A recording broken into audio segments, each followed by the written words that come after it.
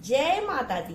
मैं हूं हेमा भारती और आप देख रहे हैं मेरा चैनल माँ हेमा चैनल। तो फ्रेंड्स, एक और नए वीडियो में बहुत बहुत स्वागत है आप सबका। उम्मीद करती हूँ कि आप सब स्वस्थ होंगे, मस्त होंगे और जहाँ कहीं भी होंगे बहुत खुश होंगे। और हमेशा की तरह माता रानी की कृपा से मैं भी बहुत खुश हूँ। चलिए फ्रेंड्स, इस वीडियो में जानते हैं कि हम क्यों रोते हैं, या फिर आपको अपने जीवन में ये 3 कार्य कभी नहीं करना चाहिए, नहीं तो आपको जीवन भर रोना पड़ सकता है। चलिए जानेंगे वो कौन से 3 काम है। अगर आपको मेरा वीडियो अच्छा लगे तो लाइक शेयर कमेंट कर दीजिएगा। मेरे चैनल में नए हैं तो चैनल को सब्सक्राइब कर दीजिएगा, बेल आइकन प्रेस कर दीजिएगा ताकि मेरे वीडियो के नए नोटिफिकेशन सबसे पहले आप तक पहुंचे। आप भी मेरे जैसे ही माता रानी के भक्त हैं तो मेरे कमेंट बॉक्स में जय माता दी लिखना ना भूलें। और चलिए अब शुरू करते हैं वीडियो और जानते हैं कि हम अपने जीवन में क्यों रोते हैं। लेकिन अगर इस वीडियो में अगर कोई गलती हो जाए, त्रुटि हो जाए तो मैं क्षमा मांगती हूँ। अगर आपको कुछ अच्छा ना लगे तो छोड़ दीजिएगा और जो अच्छा लगे उसे पकड़ लीजिएगा। चलिए शुरू करते हैं वीडियो और जानते हैं कि आखिर हम क्यों रोते हैं अपने जीवन में, या फिर वो कौन सा 3 कार्य है जिसे हमें कभी भी नहीं करना चाहिए, नहीं तो हमें जीवन भर रोना पड़ सकता है। चलिए जानते हैं कि आखिर हम क्यों रोते हैं। देखिए, जब भी हमें किसी से लगाव होता है तो हम रोते हैं, या हमें कष्ट होता है, दुख होता है, तकलीफ होता है तब हम रोते हैं, या फिर कोई मतलब किसी भी तरह से कोई भी तकलीफ ही होता है तभी हम रोते हैं, या फिर बहुत ज्यादा किसी से प्रेम होता है तब रोते हैं। लेकिन प्रेम में भी हम तब रोते हैं जब वो जो जिससे हम प्रेम कर रहे हैं वो हमको नहीं मिल रहा है। मतलब कि ले दे करके यही बात है कि हम तब रोते हैं जब हमें तकलीफ होती है, दुख होता है, दर्द होता है, तो इसलिए हम रोते हैं। लेकिन मैं आपको इस वीडियो में ये बात बताने वाली हूँ कि ऐसा आपको 3 कार्य कभी भूल करके भी अपने जीवन में नहीं करना चाहिए, नहीं तो आपको जीवन भर के लिए रोना पड़ सकता है। और आपको ये भी लास्ट में बताएंगे, पूरा वीडियो देखिएगा, स्किप मत कीजिएगा क्योंकि बहुत ही जबरदस्त होने वाला है वीडियो। और मैं अंत में बताने वाली हूँ कि रोना भी बहुत जरूरी होता है। तो क्यों, ये जानेंगे। देखिए, नंबर 1 है कि हमें जीवन में कभी भी ऐसा कार्य नहीं करना चाहिए कि आपके चलते कोई सामने वाला रोए। किसी भी रोने वाला का कारण आपको नहीं बनना चाहिए। अगर आपके चलते कोई रोता है इंसान, या आप किसी को दुख है इतना देते हैं कि वो इंसान रोता है, तो ये बहुत ही गलत हो जाएगा। और अगर आपके चलते कोई रोया तो समझ जाइए कि आपका जीवन बिल्कुल बर्बाद होने वाला है, आप जीवन भर रोते रह जाएंगे। तो आप कहेंगे कि कैसे किसी को रुलाते हैं, नहीं रुलाते हैं, ये हम लोग कोशिश करते हैं नहीं रुलाएं।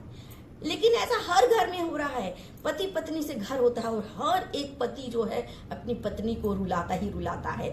अधिकतर पत्नी के कारण भी पति रोते हैं, लेकिन कम देखने को मिलता है कि पति रोते हैं।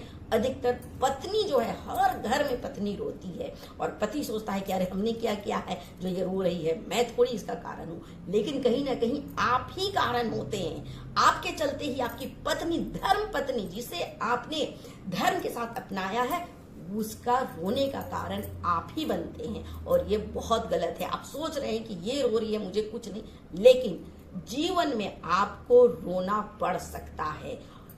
जीवन के अंतिम पड़ाव में या किसी भी समय में, स्थिति में आप रोएंगे और ये रोना आपको जीवन भर का तकलीफ दे सकता है। तो इसलिए आज से ही पत्नी को रुलाना बंद करें।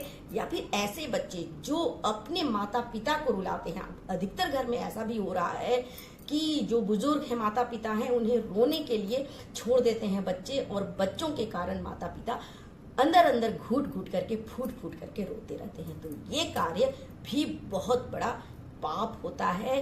अपने माता पिता को कभी न रुलाएं, अपने माता पिता के रोने का कारण कभी ना बने। तो ये हो गया नंबर 1 कि आपको कभी भी किसी के रोने का कारण नहीं बनना चाहिए। नंबर 2 है कि आपको कभी भी किसी के लिए मत रोइए। किसी के लिए कभी भी आपको नहीं रोना चाहिए। जो हम करते हैं ना कि उसने कुछ बोल दिया, उसने कुछ कह दिया, ये तकलीफ हो गई तो हम रोना शुरू कर देते हैं। क्यों रोते हैं? मत रोइए। वो रोने वाला रुला के आपको चला गया और आप रो रो करके अपना शरीर खराब करते हैं, आप परेशान होते हैं। ये गलती कभी मत कीजिए। नहीं तो आप एक बार रोएंगे ना किसी के चलते, तो आप जीवन भर रोते रहेंगे।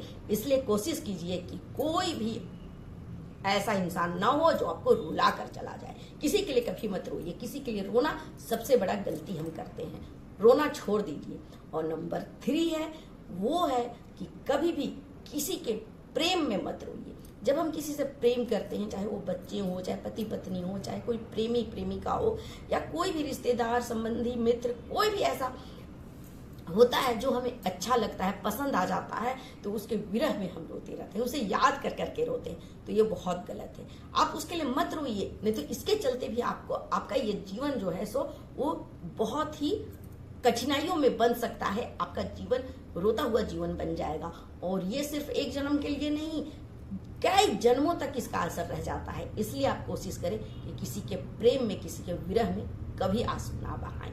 अगर आपको रोना ही है, देखिए अब यहाँ पर समझने की बात है और इसे ध्यान से सुने। अगर आपको रोना ही है, किसी के प्रेम में अगर आपको रोना ही है, तो आप जरूर रोइए। रोना भी बहुत जरूरी होता है। जब इंसान किसी के प्रेम में रोने लगता है ना, तो वो आंसू जो हैं, एक एक आंसू जो हैं वो आपके मोती बन जाते हैं।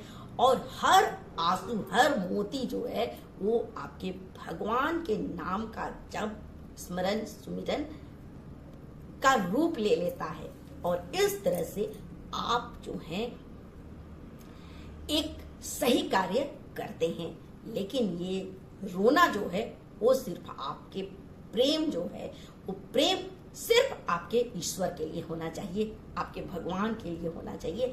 अगर आप रोएं, अगर आप प्रेम करें तो अपने भगवान से प्रेम करें और भगवान के प्रेम में आप रोएं, खूब रोएं।